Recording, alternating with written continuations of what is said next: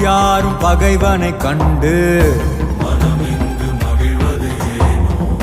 விழியோர காணல் கண்ணீரில் பொய்யும் மெய்யாகுதோ கரையில் தன் நிழலினை கொண்டு அறியாமையாலே மண்ணெங்கும் இன்பம் உண்டாகுதோ